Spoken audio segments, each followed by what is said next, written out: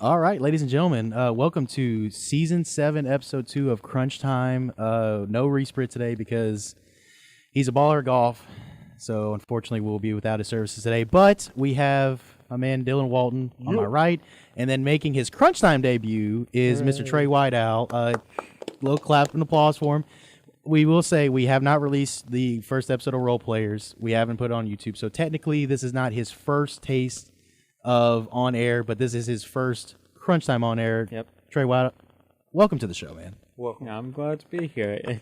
I'm always the one that's back there working the show, so the fact that I'm on here first time is already good. Listen, I said this on Role Players. I'll say it again, though. He is a legend behind the TriCaster. He makes the show run along with Mr. David Ellison, Mr. Steve Sawyer, Doc V for letting us use this wonderful studio, and then Paige Hearn on the TD today, and then Isabella Christensen assisting her. She will be TDing a Role Player show shortly after this. But guys, how's the week going so far? And then we'll get right into Austin Peay football. Trey, we'll start with you. Well, it's going pretty well so far. I actually had a back issue earlier this weekend, and it's gotten a lot better. I believe yesterday was probably the last time I felt like any real pain, and just today was the first time I finally felt pain-free. Gotta take care of that back. Dylan, how about you, man? Celebrated a birthday this weekend. Yeah, man. Turned 22. Double deuces, man. Double deuces. Life is good, man. I cannot complain. I've been smiling ear to ear for like the last month, bro. I am tired. Like, I've been on go for the past 2 months, maybe 2.5 months.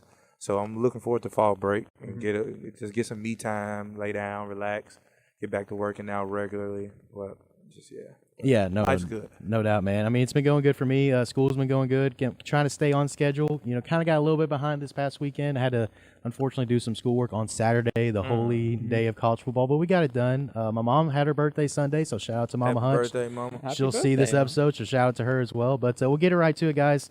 Austin Peay, now 2-2 on the season. They get the win on the road against Stephen F. Austin down there in Texas as the Governors. Get a win, 22-20. They get a huge assist by the defensive side. They got a pick six by Mr. Zadarius Doss, who we'll talk about later in the show. They get a safety, which assists by the Stephen F. Austin running back. Let's see what his name is, just to highlight him. I think it was Jarrell Wembley is the guy who... Jarrell Wembley, yes. The workhorse. And the workhorse, the guy who fell in the end zone, so we appreciate him for helping out the Govs. But yeah, big win for the Govs on the road. They are now 1-0 in the UAC. They are. Undefeated in the UAC. The first UAC win of the season. Big time for them. Let's look at some stats here. Mike DeLello. Not a great day for Mike DeLello. No, not a great day at the office. Bad day at the office for Mike DeLello. But I guess, is it a bad day because they won? No, it's a bad day. Well, as a quarterback, it was a bad day. Yeah. As a player for the team, it was definitely a good day for him. Right. We talked about it kind of pre-game, I guess you can say. Pre-show, I guess, is the more appropriate term. But, the offense was just not there for either side in this matchup. But Mike DeLello threw for only 81 yards, guys. Not an ideal scenario. He had a touchdown to, I believe it's Trey Goodman, who had 80 of his 81 yards. He had that on 3 catches. 99%. 99% of the yardage. 99%. Having looked at the stats here on ESPN, Jaden Barnes, 1 catch, 2 yards. Trey Shack, 1 catch, 0 yards. Cam Thomas, 2 catches, 0 yards. Kind of upset to see that Cam Thomas didn't get involved more in the offense. But you know who was involved in the offense? You know who was Mr. Trey Whiteowl and Mr. Dylan Walton? Let me know. I'm gonna guess his name is JJ or Javon Jackson. Yeah, it has something to do with JJ. Mr. Javon Jackson had himself a day. I believe it's a career day for him. 26 carries and a $197. Kind of wish he could have gotten them 3 extra yards to get to them 2 bills, but he did have a $197 and a touchdown for him. Yeah. The workhorse on the offense, and shout out to the offensive line, man. Again, back-to-back weeks where they've had, impressive runs, getting the ball carriers out in the open. But Javon Jackson, 26 carries, 197 yards and a touchdown. That's a pretty good day at the office. That's a really good day at the office. Just a little bit of a good day at the office. Just a little bit good day at the office. You know who also had a really good day at the office? Mr. Zadarius Doss had 2 interceptions, got the pick six. So let me paint the scenario for you. You're down with a minute left in the third quarter. You're down, I believe the score at that point was 20-7. Yeah. So not looking great for the Govs, going down 2 scores in the fourth quarter. And then Mr. Zadarius Doss, a former walk-on, mind you, decides to just put the team on his back, gets a 20-yard pick six, makes it a one-score game, and then the very next possession gets a pick, I believe it was one to say back-to-back, if I remember correctly, Mr. Trey Whiteowl. I want to say it was back-to-back. I'm honestly not sure. I want to say you're correct, though. Okay. Well, if I'm not, then, all the comments can say that. And you'd be right, So, need to be a little better on my side with the journalism. But either way, 2 interceptions, one being a pick six. And, yeah, guys, defensively, held the Lumberjacks to 131 yards passing. 131 yards rushing, 193 yards passing. So, a pretty good day at the office for the Governor's defense. Pretty good. Yeah. Pretty decent, I guess. I mean, Dylan, what do you think? Because we talked about, last week on the show, we talked about how Stephen F. Austin, I believe they had only scored, the lowest amount they scored was 38. Yeah.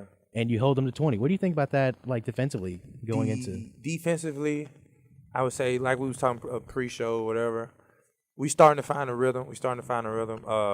D-line coming together, linebackers, DB, safety, they all come together clicking. I can see the communication coming. When you go on the sidelines after the opponent scores, you want to get something right, maybe make them adjustments or something. And I can see it, but I feel like, and this is where my hot take might come in. I might wait a little later or something, but our offense got to help our defense, though. Mm-hmm. Like, DeLillo can't be throwing 90,000 RPO bubble screens. Yeah. I'm going to keep saying this every week until I see some I know that's the college football thing, but I need to see, because 81 yards from your quarterback ain't going to get you too far. Or 125. He had a career night, 2 weeks ago? Mm-hmm.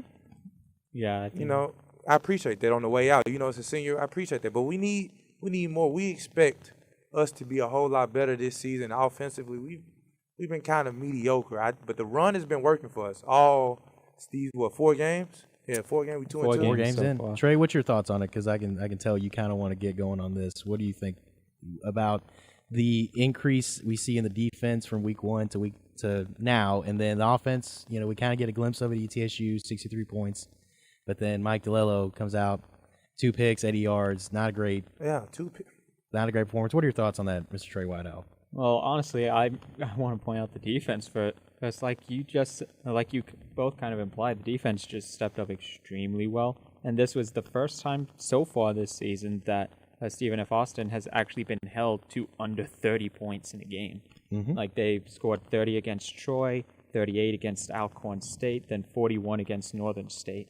So, pretty much putting them, kind of keeping Austin Peay close the entire time is, even with the poor performance for Mike DeLillo, that's already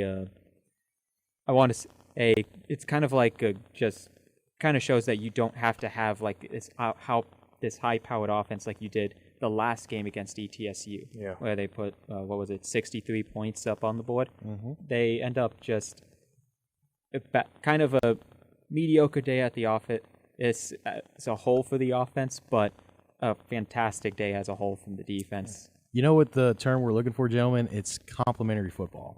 There we go, complimentary football. That's the term we're looking for here on the show, and you mentioned it. Mike DeLillo has a career day against ETSU, and he sets a single game passing record. Yeah. So, and the touchdown to Cam Thomas was a down the field play. So it's like it's there. It is there in the offense. Incorporate it more. You just have to be able to take your shots and hit on your shots. Yeah. And that's something that we probably didn't see in this game, is we just didn't hit on as many shots as we want. Right. I'm sure if Scotty Walden was sitting right here, which hopefully Scotty will do, we will come on the show. Come on, maybe not during the season, maybe during the recruitment period, he can put the word out. But I'm sure if Scotty Walden was right here, he'd tell you, guys, this was not who we are offensively. Yeah. But the defense comes up big and helps us out with two defensive scores, a safety and an interception. So that's 9 points the defense provided for you. Frustrating week on the offensive side of the ball, but they have a chance to rebound this week against Lindenwood. Guys, any last comments before we move on? I do. I appreciate the adjustment. The passing game was not working, so we grounded pound. We got old school with it, and we just force-fed the running backs and told them, go get fed, go get full, and go take a nap after the game because you deserve it. Go take a nap after the game. And we controlled it. We had 36 controlled time of possession, 36 minutes to their 23, and that's 13 minutes with ample amount of time. Who knows what can happen in a football game? And Lord knows we got them extra 2 points out of them 13 minutes, and we got us the dub. So that's something that we were talking about pre-show, Trey, and I'll get to your thoughts on this. Going into it, a weird miss PAT by Max Trujillo, so that made it a 20-point game, right, with our scores. Yeah. And then 4th and 1, we're tied 20 with about 5-ish minutes left to go in the game, and we decide to go for it. Mm-hmm. We don't get it. But then we get the safety next possession to make it 22-20. So we do end up winning, right? It's a big win on the road. But what are your thoughts on going forward on 4th and 1 when you're tied in the game? Yes, it's at the 1-yard line, but if you kick a field goal with Max Trujillo, who pretty much for the most part is probably one of the best kickers in FCS football, what are your thoughts on that decision, not kicking the field goal and going for it? I'm honestly okay with it because when you get down to the 1-yard line, you have two situations that will either occur. Either you turn the ball over on downs and basically force their backs literally against the wall to where if they won't get if they just go backwards even maybe a foot, they'll end up just giving you 2 free points and kicking the ball right back to you.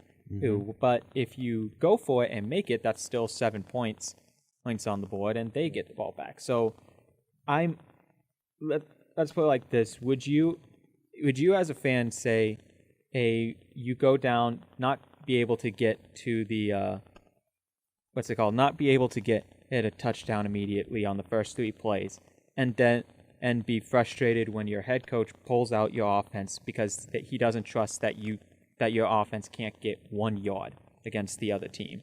It's go ahead, just Dylan. 1 yard. I see you got some thoughts on this. Or is it more? Me personally, I wouldn't have went for it. I would have kicked the field goal. I got faith in my defense. Yeah. And I feel like we're a good defense, so I would have kicked the field goal and be like, all right, go boys, go be some dogs, go win the game. It is interesting because it's a tie game. Yeah.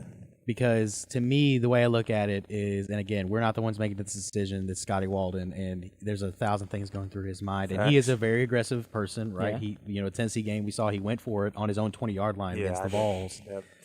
So, but he's aggressive, and I think we can appreciate that. He kind of has that Brandon Staley mindset of going for it. Brandon Staley, head coach of the Chargers. Yep. He went for it this past weekend against the Vikings. Almost lost them the game potentially, but they ended up winning.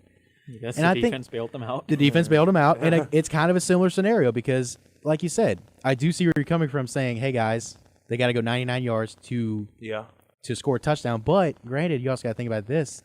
Because there's about 5-ish minutes left in the game. They got all the time in the world. They got all the time in the world. They can go down, run the clock out, kick a field goal, and then you lose the game. Yeah. So I kind of agree with Dylan here on this one. I would have kicked the field goal. I understand it's the 1-yard line, and that's probably why Scotty said, you know what, we have a guy who almost has 200 yards rushing. Let's go ahead and just pound it in there. So I see both sides of the coin.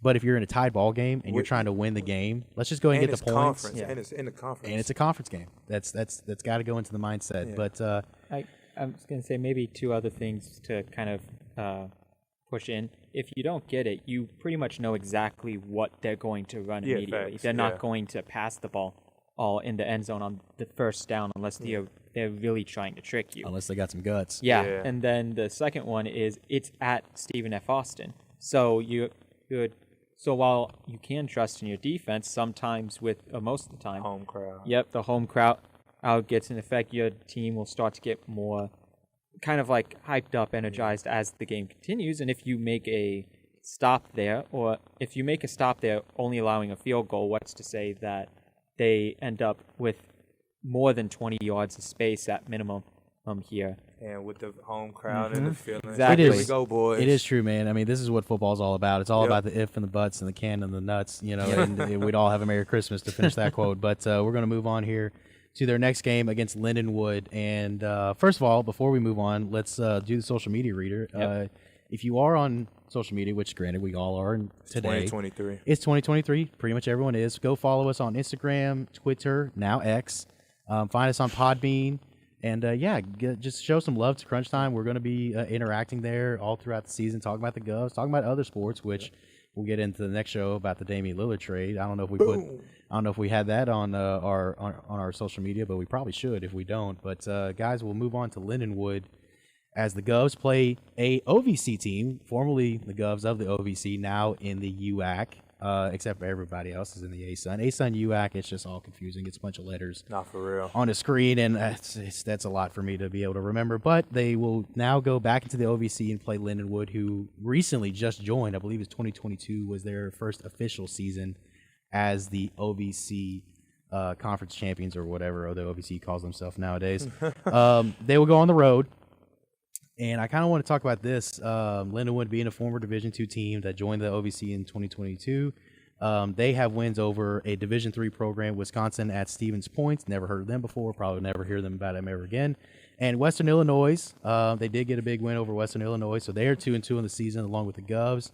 They are recently coming off a loss to Illinois State, 48-17. And, guys, it's our fourth game on the road out of our first 5 games. Mm-hmm. The only home game being ETSU. Let's get into this.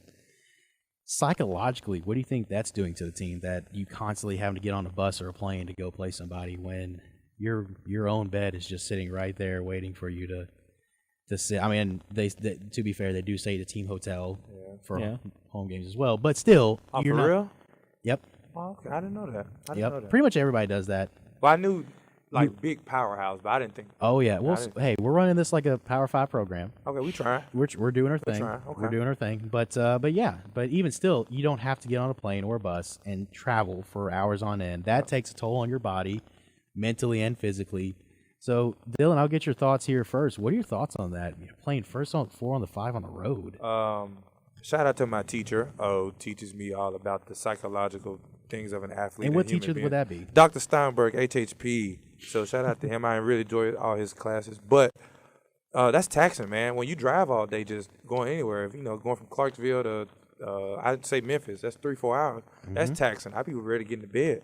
So I know to go play a full football game and get juiced up, when it's winter time, your body may be time for sleeping time. Mm-hmm. So hibernation season. Yeah, so it's probably tough on them. But, I mean, this is what being an athlete is about, putting your body in, heinous situations and making great moments and making history. So, this is what they work out every day for. This is what they love to do. So, but the body knows when the body's ready to lay down. So hopefully we don't lay an egg and our bodies get fatigued or some gets fatigued and we lose to a team we should not be losing to. But, that's life. You lose when you're not supposed to. Trey Whiteout, you've been all over the country. You've been in Syracuse, I'm not sure New about York. that. You've been at the North Dakota. You kind of been across the country. Now you're here at Tennessee. So you're a traveling man. Traveling points. I mean, what are your thoughts? Because, with this trip, I'm not exactly sure, and this is bad journalism on my part, but Lindenwood, where exactly are they? Let's consult Professor Google here. But either way, you're constantly taking bus rides. You've been on a plane to Texas, and what are your thoughts on this? We got Mr. Dylan Walton's thoughts, but 4 or 5 on the road. Now this will pay dividends later in the season when hey, maybe some conference games are a little more important. But what are your thoughts on us playing 4 or 5 on the road? Do you think that has any effect on this game, or do you think it's just another hurdle that the Governors It's in Missouri, St. Charles. Yeah. Missouri, boy, I tell you what, I don't want to talk trash about any state other than the state of Missouri. I hate the state of Missouri. It is one of the worst states, and I have no issue saying that. So I hate if any of our viewers are from the state of Missouri. Now watch them use this clip to kind of energize them. Huh? It's 232 miles, 4 hours flat. Yep. For 4:15. That's not terrible. It's not bad, but it's still 4 hours on the bus. Trey, what are your thoughts on that? Having us take a trip to Missouri, do you think that has any effect on this team, or do you think Scotty Walton's going to get these boys right? I mean, it's kind of like what Dylan said earlier. It's already taxing as it is. Like, you've already gone 3 games on the road and on having your 4th one in the first 5 weeks of the season. That's tough. Yeah, it is tough for any team. Now, granted, the next however many games, I think it's 6 games afterwards, you've got 4 back at home. So I think that's kind of what they're feeling like. Like, as soon as we get done with this, we're going to be at home for most of this, the ending schedule here. We can just relax and know that this is probably, while you've still got to go to Eastern Kentucky and Southern Utah, we can at least come back home immediately. Yeah, I think Scotty Walton would not use the term relax, because I don't think Scotty Walton relaxes at all in doing his thing, which, that's who he is, and we all appreciate it. But I do think that I do think it has an effect, personally. But it's like you said, 4 out of the 6 at home. They next play Gardner-Webb at home, which we will be producing on ESPN Plus, and Mr. Dylan Walt will be on camera. Me and you will be in the studio. You'll be doing your thing. I'll just be kind of the assistant, doing helping you with whatever. But yeah, I mean it's tough. It's tough, and I think Coach Walden looks at that realistically. But I think it's the mental toughness that you have as a team is. You don't want to be the guy that's like, oh, woe is me, woe is us, blah, blah, blah. It's getting to the point where you can not block it out, but you can move past it. Put it back here. Put it back here. Put it in the back of your mind. For the time being. And listen, shout out to Chris Campbell, the strength staff, and the job that he does week in and week out, because he gets these guys not only calloused up in the weight room, but he is so good, and I've seen this man work firsthand. He is so good at recovery and getting these guys as close to 100% as possible. Mm-hmm. Go through fall camp. You're now 4 weeks into the regular season. Your body's not at 100%. Yeah. No. Your body's probably at not at 90%. It's probably about that 80% range. Yeah. But he gets them as close as they physically can get, which him and his staff do an outstanding job week in and week out. The fact that he's not at a Power 5 program kind of I'm confused. We're trying to keep all the gyms we need, bro. We do. It seems like right and left. We just whenever we do get someone who's awesome, somebody just plucks them away from. Maybe us. Gerald is next because Gerald Harrison, he does his thing. Why are you advertising for us? I'm not advertising. I hope that everybody stays, but we also know that college football is a business and life is a business, and you get a certain number put in front of you, and you're quick to run. And it's not quick to run. It's just you're doing it for the betterment of your family. Facts. That's a nice way to put it. I was just gonna say he wants to see the world burn. That's what it is. Yeah. That is one of my favorite lines from Batman. Those of you who are Batman fans, I believe it's the second movie with the Jokers. Some men want to see the world burn, Master Bruce, and that's one of my favorite lines in the movie. And it's one of my favorite lines of all time because some men do want to see a world burn. Not us. I want to make that very clear. We like the world the way it is. Yeah. And we like Austin Peay the way it is. So we kind of want to keep all of our gems here at Clarksville. But guys, getting back to the game, I do think this is a very winnable game for them. And Lindenwood, Lindenwood is a team that hasn't been a Division I program for very long, so they're still kind of catching their stride. I think if we can get this game, go 3-2 coming back home against Gardner-Webb. Oh yeah. And then once we're done with Gardner-Webb, we will be strictly UAC for the rest of the season. So these are our last 2 non-conference games. So these, I feel like, especially this one, it's a must-win. It is. Yeah, because I feel like that too, yeah. Coming home, get the win. On the road, get the win on the road, and then come home 3-2. And then I feel like you can really propel yourself going into conference play. So, but you got to get the one in front of you. And so, but I do believe that this is a very winnable game. Looking at my notes here, Cole Duggar is the starting quarterback for the Lindenwood Lions, as they're called. I had to look that one up to see what their mascot was. Pretty solid quarterback, 847 yards, 9 touchdowns on the season. He has had some games where he's had multiple picks, so maybe the defense can make an impact in this game. And maybe Cam Thomas get back in the game. He did have an impact against Stephen F. Austin. He had a 43-yard kickoff return, which was his long of the day. So that's impactful, but I think you got to get that guy the ball. All right, you got to get your playmakers. 2 catches for 0 yards. I mean, I don't think that's going to work, Chief. It's not. I mean, when you're throwing him another RPO, I mean, he can't really get no space to really make a play. No, he can't. But we'll get on to some other sports here. Women's soccer, they're supposed to have a game tonight. UCA. I don't know if they're going to play because it has been monsooning. Those of you who are not in Clarksville, Tennessee, it's been raining all stinking day. Yes. Very heavily, so we don't know if they're going to play or not, but we hope they are. They're 4-7-1 on the season, just trying to get a win against the ASUN opponent. I was about to say UAC. I have to go back to the ASUN. It's going to be bad. I'm going to say UAC at some point for soccer. So all of besides football, but every other sport that we have is ASUN except football. Except football. Okay, and that doesn't. Okay. There's a lot of it's a conversation we'll have maybe in the next show, the role players, which we'll do right after this. Boom. But again, it's just college football. Everything is moving, and we just kind of have to adjust with it, just like life. We have to adjust with life going there. Women's golf. They won their recent intercollegiate tournament. They will next see action October 2nd and 3rd. So women's golf right now is balling. Yeah. Either second or first in their first three tournaments, first three actions of the season. And I mean, listen, I'll be honest, we don't know a lot about golf, these three.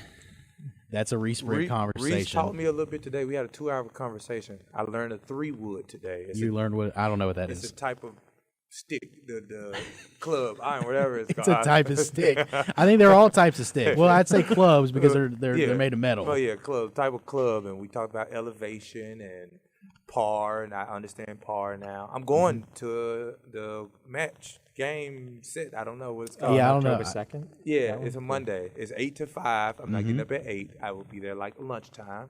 No doubt. So I'm going to go support. No doubt. Yeah, so men's golf, let's see, as I'm getting my little time reminder from Miss Isabella Christensen. Shout out to her and Paige Hearn for directing this show. Men's golf, they will see action Monday, October 2nd for their intercollegiate invitational. Men's golf off to a little bit of what Reese said last time was a little bit of a rough start, but guys, it's not about how you start, it's about how you finish. Now women's golf, it seems like they're going to keep this up. I mean, going back off what they did last year, I mean, it's just, I don't want to jinx them, but they seem to be pretty good. They seem to be pretty good at the golf. Man. Don't they seem to be pretty good at the golf game. Oh, no. Again, I don't know anything about golf. Lose 4 straight. Yeah, after the moment that he said that, make sure to write it down. As soon as that happens, they're just going to fall through us. No, they're going to be just fine. The former conference champions, they're going to be just fine. And Reese-Britt and the boys, I think they'll get everything right. It's all about consistency. You know, he talked about it last show, and I'm sure he would talk about it if he was here today. It's just about consistency. When your entire team performs at a high level, you can't have just one or two guys perform at a high level. You got to have everybody perform at a high level. And we've talked about that with Austin Peay football, as we'll do all season here on Crunch Time. Guys, we got about 3 minutes left. We flew through this episode. Yeah. Normally, for those of you who are used to listening to our show, we are like panicking with like 1 minute left. And just trying to finish it. Trying to finish in. And guys, we were like 3 minutes early today, so I think that deserves a little bit of a round of applause, for us. But we're not done. We're not going to get off air just yet. No, we're not. We are going to wait till the last second like we always do. But any last thoughts about this upcoming game for Austin Peay against Lindenwood? I just want to win, bro. It's pretty simple. I just want to win. I'm tired of. I was telling one of the players I take class with him. I'm not gonna name drop, but I was telling him, bro, I was like, I will cancel my ESPN Plus subscription. No. If y'all lose another game, y'all are supposed to at least compete or win. Oh, no. I said, I'm not going to cancel it because I need it for my boxing and UFC fights. But the collegiate part of it, I will close that part. I don't need it, bro. They need to step up. That doesn't sound like a true fan. No, a true fan tells it the truth. And I'm telling the truth. That's fair. I'm telling the truth. That is fair. Mr. Trey Whiteout, I did kind of the same thing. I was grilling for my mother on Sunday. I was grilling steaks for her because that's what she requested. Yeah, they were pretty good. They weren't great, but they were pretty good. But I was watching the Titans game, and I looked at her and said, I'm going to start the grill. I can't keep watching this. It's pretty rough. So, but we got a minute and a half left. So we're going to give a shout out to, again, Steve Sawyer, David Ellison, Doc V for letting us use this beautiful studio. Doc V was doing his thing at the studio to my left. Again, Paige Hearn and Isabella Christensen for making the show happen. Mr. Trey Whiteout, he does so much to make the show happen. Mr. Dylan Walton, my man to my right. The rookie. He's not a rookie no more. Nah, I'm still a rookie. And then, then you got this buffoon running the show, Christian Hunt. We will have, hopefully, Reese-Britt next time for our episode. And then, again, we're going to put up the Role Players episode 1. Should be either today or tomorrow, and then we'll have episode 2 up shortly after. But guys, thank you. God bless. We'll see you next week. Mm-hmm.